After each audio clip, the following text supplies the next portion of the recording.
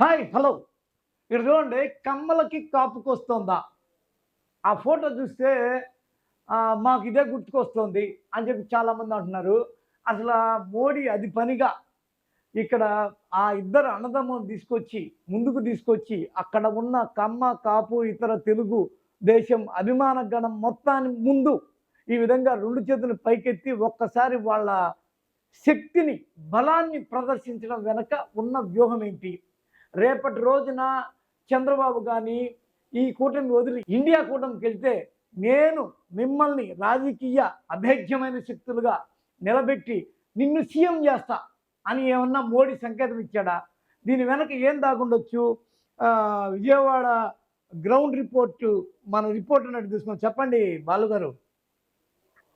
చెప్పండి సార్, ఇప్పుడు ఇదేంటంటే మోడీ అధిపనిగా ఇద్దరిని ఎక్కడో దూరంగా అటు ఇటుగా తిరుగుతున్న ఇద్దరు చిరంజీవి, పవన్ కళ్యాణ్ ఇద్దరిని తీసుకొచ్చి ముందుకు నిలబెట్టి ఈ విధంగా ప్రదర్శన చేయడం, ఈ సిగ్నేచర్ దేనికి సంకేతం?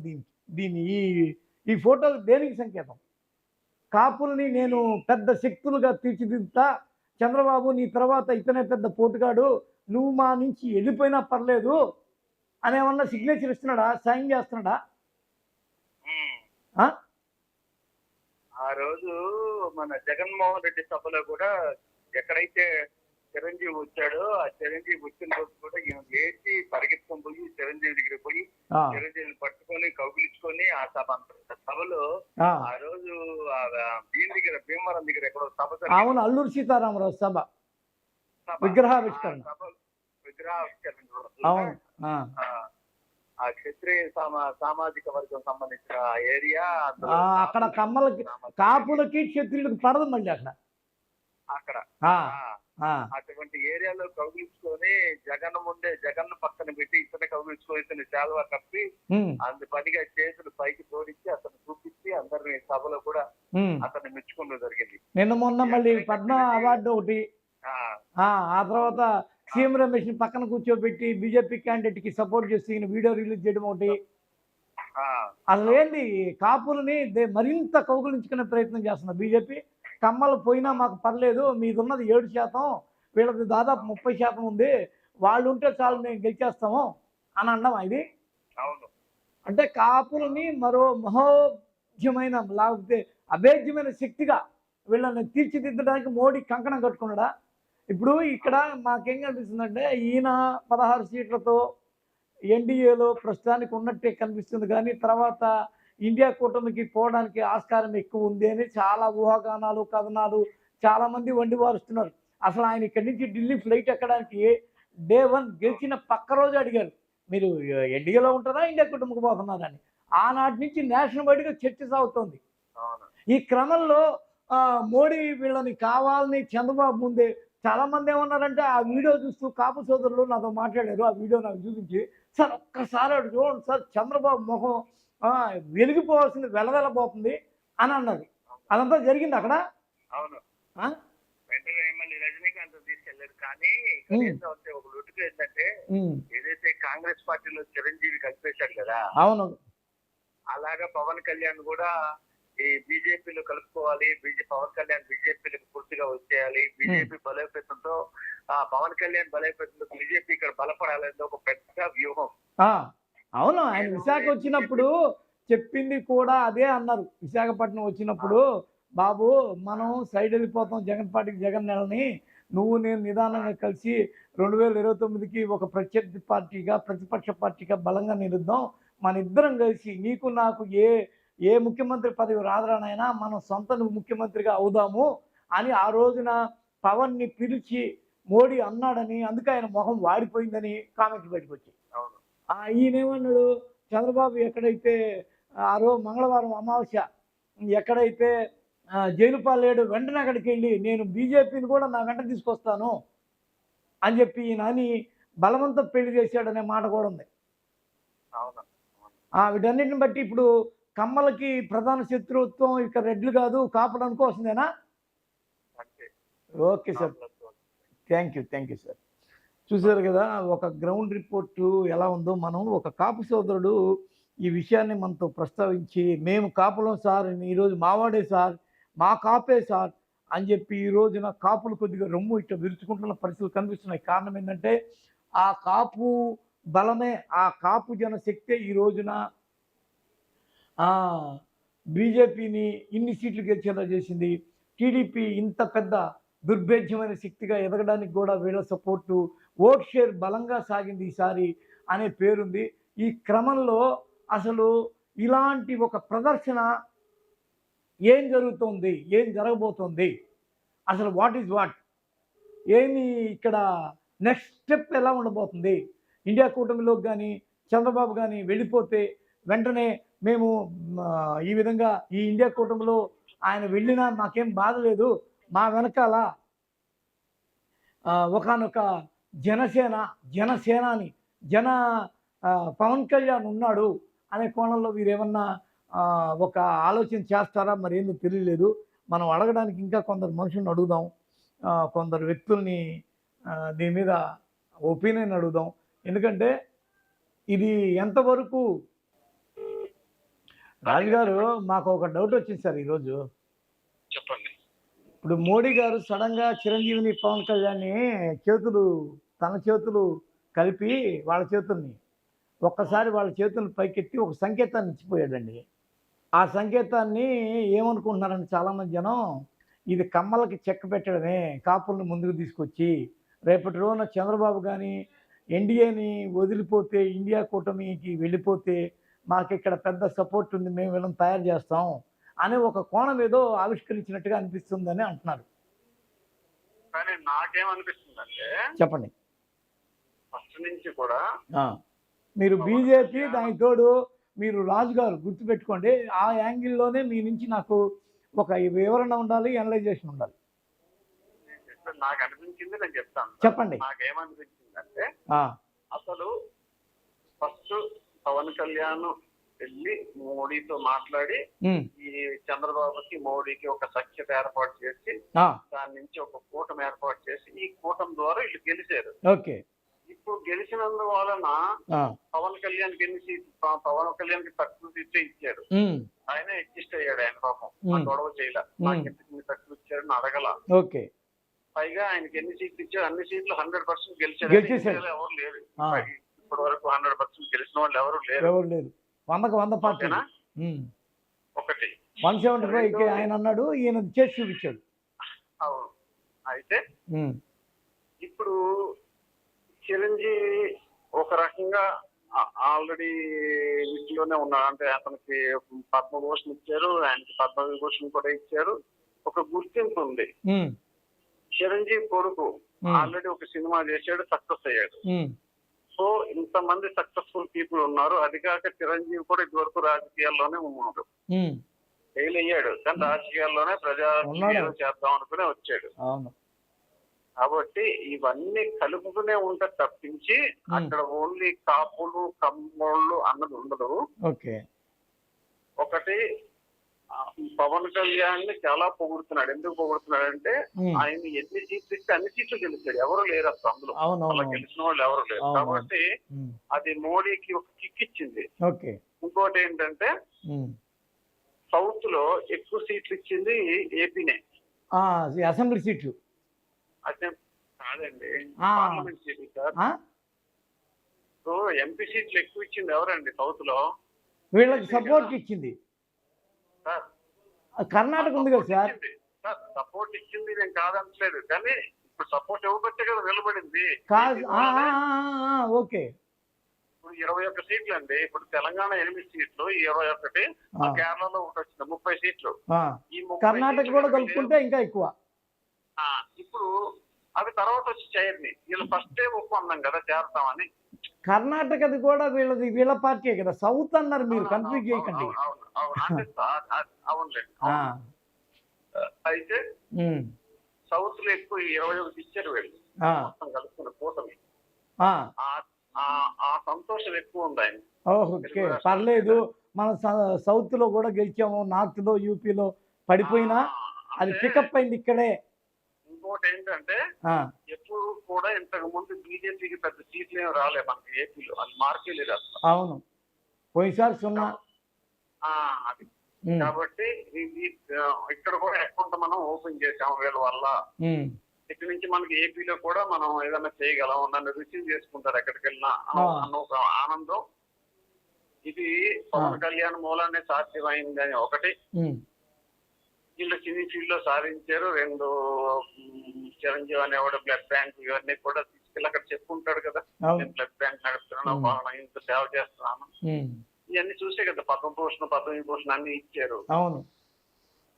కాబట్టి ఆయన అక్కడ ఉన్నాడు. ఇప్పుడు మా రజనీకాంత్ గారు ఎందుకున్నారు అక్కడ? అవును, అంతేగా.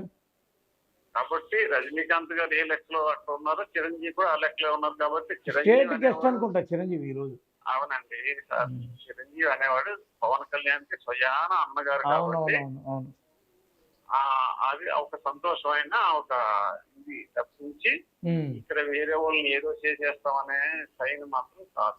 ఓకే, అని చాలా జాగ్రత్తగా మీరు బుట్ట సర్దారు మాకు తెలిసిన వరకు, అర్థమైనంత వరకు. ఎందుకంటే మీరు బాగా టైప్ లో ఉన్నారు. ఇప్పుడు మీకు కూడా మీ బీజేపీ కూడా టీడీపీ కొద్దిగా కావాల్సిన పార్టీ అయింది. మీరు ఇప్పుడు దాని గురించి కాదండి, రేపటి రోజున సమీకరణాలు ఎలా మారిపోతే మనకు తెలియదు. బాబుని ఇక్కడి నుంచి ఫ్లైట్ ఎక్కే రోజు అడిగారు, డే 1 అడిగారు, సార్ మీరు ఇండియా కూటమిలోకి వెళ్తారా లేకపోతే ఎన్డీఏలో ఉంటారా, ఏంది మీ మూడెట్టా ఉందని. బాబు ఎప్పుడు ఉండడండి, నేను చెప్తున్నాను సార్, సంవత్సరం తర్వాత మళ్ళీ నానా తిప్పలు పెడతారు బాబు. అది సార్, ఇప్పుడు ఈ బలంతో ఈయన కానీ కాపు రిజర్వేషన్ ఏమన్నా సంపాదించగలడా? కొంతవరకు సక్సెస్ అవ్వచ్చు. చేస్తాడా? ఈయన కోసం ఇప్పటిదాకా మోడీ ఏపీకి ఏం చేసిన గుర్తు లేదు, మీకు గుర్తుందో లేదు? ఎన్నో అంశాలు అందులో తీసుకొచ్చి దాన్ని ఓన్లీ కాప్ అని కాకుండా అందులో కొంచెం బాగా వెనకబడిన వాళ్ళకి, ఆర్థికంగా వెనకబడిన వాళ్ళకి అన్న ఒక కండిషన్ చెప్తే దాన్ని ఎవరు చేస్తారేమో నీ అభిప్రాయం? Okay sir. ఇప్పుడు ఒకేసారి కాపులందరూ వెనక్కి వెళ్ళిపోయారంటే మరి ఇక్కడ కూడా ఇబ్బంది అవుతుంది. ఎందుకంటే వీళ్ళందరూ ప్రతిపక్షంలోకి వెళ్ళారు అనుకోండి, అప్పుడు మళ్ళీ చంద్రబాబుకి చెక్ పడుతుంది. ఇంకోటి ఏంటంటే చంద్రబాబుని ఏ నెపంతో అయితే జగన్ జైల్లో పెట్టాడో ఆ కేసు ఇంకా ఓపెన్ లోనే ఉంది. అవును, ఆయన బెయిల్ మీద, అది కూడా హెల్త్ బెయిల్ మీద తిరుగుతున్నాడు. కాబట్టి ఇప్పుడు చంద్రబాబు ఈ మాత్రం తోక జాడించి నేను ఎన్డీ కూటమిలో ఇంటి కూటమిలోకి వెళ్తానంటే పవన్ వేసి జైల్లో పెడతాడు, పవన్ కళ్యాణ్ సీఎం అవుతాడు, అంతే.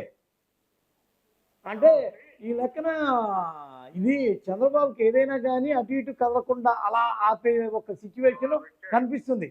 ఈ లెక్కన దీన్ని మనం ఇదంతా బీజేపీ చేసింది, టీడీపీ అధినేత చంద్రబాబు జైల్లో పెట్టడం ఎపిసోడ్ అని అనుకోవచ్చా?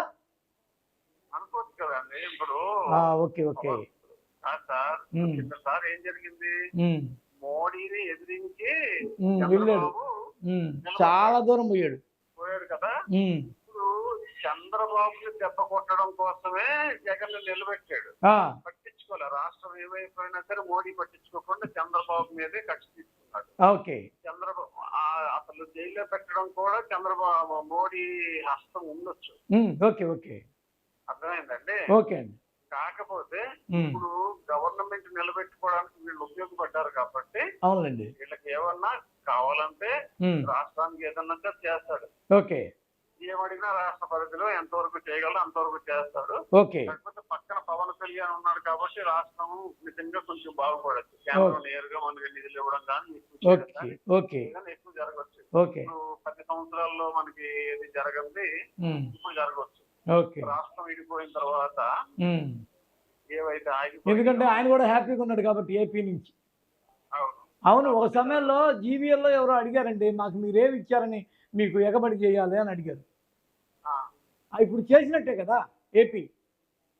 ఇప్పుడు వీళ్ళు ఇంతమంది ఎంపీలు ఇచ్చారు కాబట్టి చేయాల్సిందే. చేసినట్టు కూడా ఏపీ వాళ్ళకి ఏదో ఇచ్చినట్టు కూడా వాళ్ళ లెక్కలో. ఒక రకంగా ఇప్పుడు ఏపీలో నడుస్తున్న గవర్నమెంట్, స్టేట్ గవర్నమెంట్ కూడా అక్కడ సెంట్రల్ గవర్నమెంట్ కి ఫేవర్ గవర్నమెంట్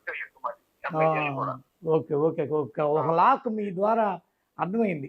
ఓహో, ఈయన రేపు కానీ ఏదైనా తేడా ఇస్తే ఈయన మీద ఉన్న ఒకనొక అది మళ్ళీ బయటికి తీస్తారు, బయటికి తీసి లాక్ వేసేస్తారు. కళ్యాణ్ సీఎం అవుతాడు. అదే ఇప్పుడు ఒక క్లారిటీ వచ్చింది. Thank you sir. ఓకేనండి. Thank you. చూసారు కదా, ఒక మూమెంట్లో మనిషి అంటే ఎలాంటి రాజకీయ పరిణామక్రమాలు జరగవచ్చు అనే అభిప్రాయాన్ని మనం తీసుకున్నాం. మనం ఇంకొక చిన్న అవకాశం తీసుకుందాం. ఎందుకంటే కాపు సోదరులు దీని మీద ఏమంటారు అనేది నా యొక్క అసలు నాకు చెప్పిందే వాళ్ళు. ఈ స్టోరీ ఐడియా ఇలా ఉంది సార్, చూడండి ఒకసారి, రేపటి రోజున జరిగేదాన్ని మీరు ఒకసారి గుర్తు చేయండి మాకు అని చెప్పి అన్నారు. లాస్ట్ ఛాన్స్ ఒకటి తీసుకున్నాం. ఇప్పుడు ఏంటంటే మా డిస్కషను మోడీ ఏదో వచ్చామా పోయామా అన్నట్టు ఉండకుండా ఒక్కసారిగా ఒక క్రేజీ థింగ్ చేశాడు. ఎవరైతే ఇద్దరు అన్నదమ్ములు ఉన్నారో చిరంజీవి పవన్ కళ్యాణ్ వాళ్ళిద్దరిని కలిపి తన వాళ్ళ చేతులతో వాళ్ళ 2 చేతులు బట్టి ఒక్కసారిగా ఇటు వచ్చి ఒక సైన్ ఇచ్చాడు, మేము వీళ్ళ శక్తి ఇది అని చెప్పడానికి. రేపటి రోజున వీళ్ళు చాలా పెద్ద శక్తిగా మారబోతున్నారు, రాజకీయ శక్తిగా మారబోతున్నారు. ఇంకా కమ్మలకి ఏ పెద్ద ఇది ఉండదు, ప్రాధాన్యత వీళ్ళదే అన్నట్టు ప్రధాని పెద్ద దేశ నాయకుడు ప్రపంచం చూస్తుంది ఆ ఒక్క షాట్. దీన్ని ఏ సంకేతంగా భావించవచ్చు మీరు? ఒక ఆ సామాజిక వర్గాన్ని బాగా మద్దతు ఇచ్చి ప్రేమించే వ్యక్తిగా చెప్పండి సార్. అవును సార్, దీనికి 2 పదాలు ఉన్నాయి సార్. చెప్పండి. మొదటిది చంద్రబాబు మొదలెట్టే, తర్వాత జగన్మోహన్ రెడ్డి మొదలెట్టాడు. ఏమని? ఫస్ట్ చంద్రబాబు చేస్తే చంద్రబాబు గారు 2014లో పవన్ కళ్యాణ్ గారు సపోర్ట్ చేసిన తర్వాత కొంచెం కూడా ఆయన దాని కృతజ్ఞత చూపించకుండా పవన్ కళ్యాణ్ గారి విషయంలో చాలా అనుచితంగా ప్రవర్తించారు ఆయన. ఓకే, ఎవరు? అర్థమైందా? టీడీపీ కేడర్ మొత్తం అంతా కూడా. సో దాని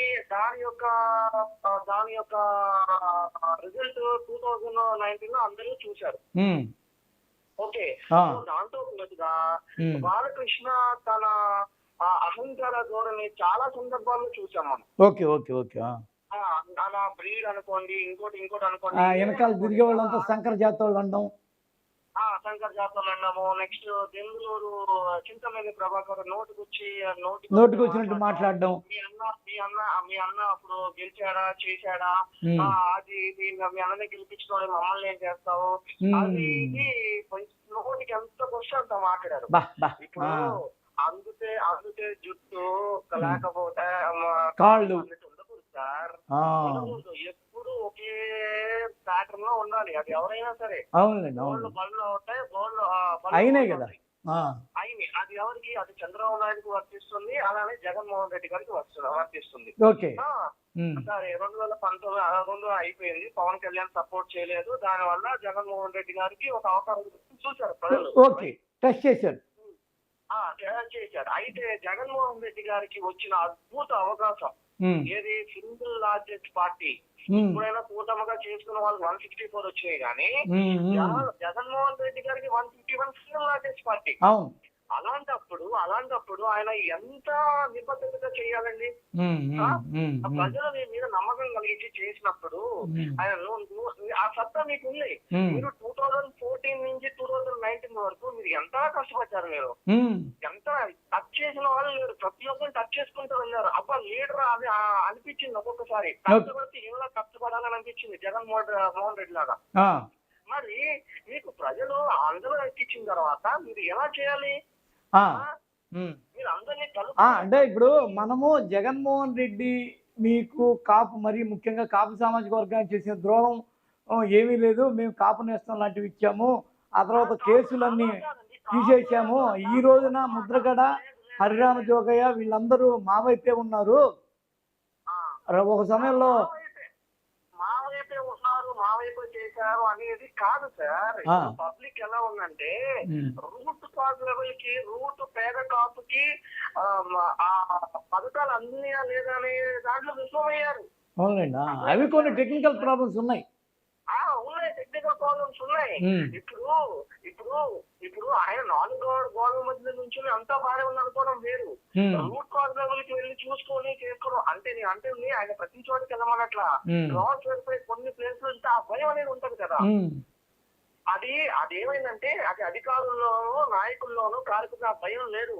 జగన్ ఎక్కడో రూమ్ లో కూర్చొని బటన్ నొక్కుతాడు, వాడేం పట్టించుకుంటాడులే అనే. ఓవరాల్ గా ఇది నెక్స్ట్ జనరేషన్ కి నాకు తెలిసినంత వరకు లేకపోతే మీకు తెలిసినంత వరకు ఇది అవునన్నా కాదన్నా చంద్రబాబుకి చెక్ పెట్టినట్టేనా? చంద్రబాబు ఇది కోర్టు కమ్మలకి చెక్ పెట్టినట్టేనా? స్వాతంత్రం వచ్చిన దగ్గర నుంచి 2 కులాలు పరిపాలిస్తున్నాయి రాజ్యాంగాన్ని. ఓకే, అది ఎవరు రెడ్లు కమ్మలు పరిపాలిస్తున్నారు రాష్ట్రాన్ని. వెలమలు వచ్చారు ఇప్పుడు తెలంగాణలో, వెలమలు వచ్చారు. ఏపీలో కాపులు ఇప్పుడు వస్తారు కంపల్సరీ. అది కూడా కేవలం బీజేపీ గవర్నమెంట్ వల్లే అవుతుంది. ఓకే, బీజేపీ గవర్నమెంట్ వల్ల అవుతుంది. ఎందుకు అవుతుంది? మన ప్రైమ్ మినిస్టర్ మన ప్రెసిడెంట్ ఎవరు సార్? అవునండి, ప్రెసిడెంట్ ముర్ము. ఏ కాస్ట్ సార్? అదే ఎస్టీ. ఇంకా ముందు రామ్ గోవింద్ గారు ఏ కాస్ట్ సార్? ఎవరు? రామ్ గోవింద్ గారు ఏ కాస్ట్? రామ్నాథ్ కోవింద్ కూడా అదే, ఇంకా ఎస్సీ.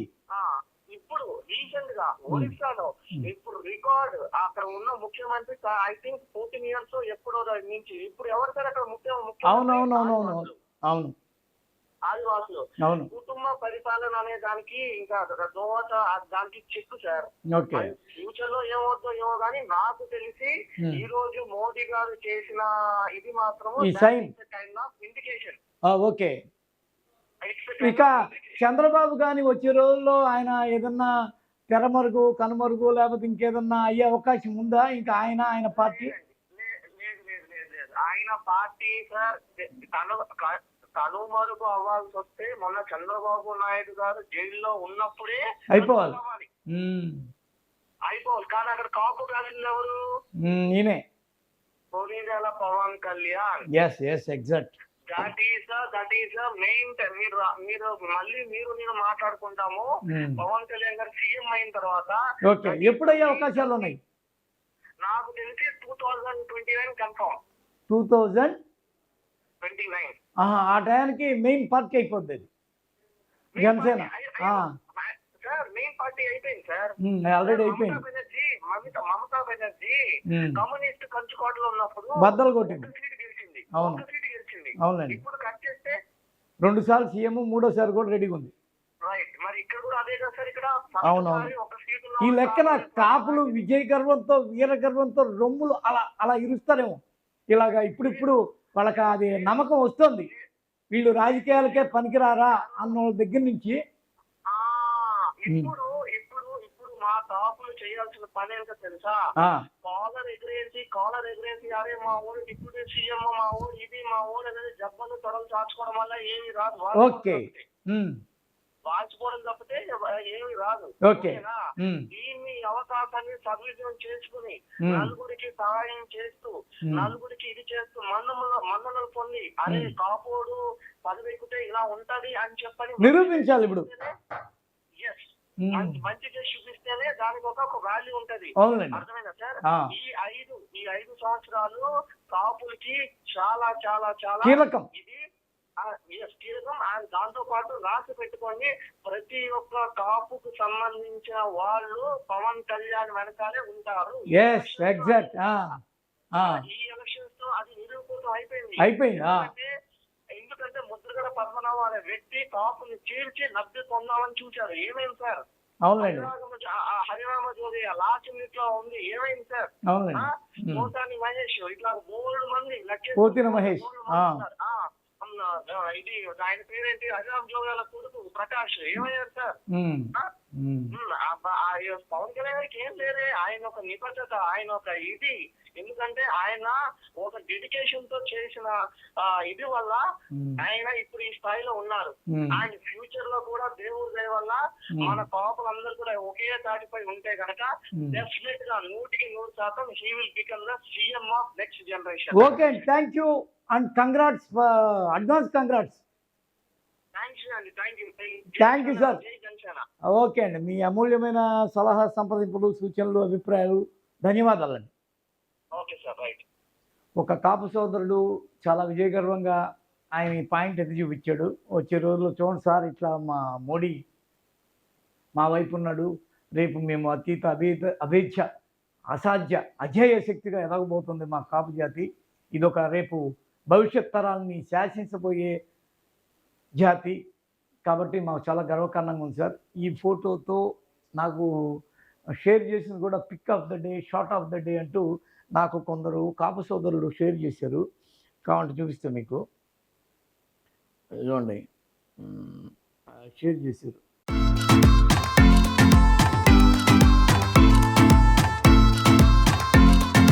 ఇప్పుడు వాళ్ళు చాలా గర్వకారణంగా గొప్పగా ఫీల్ అవుతున్నారు.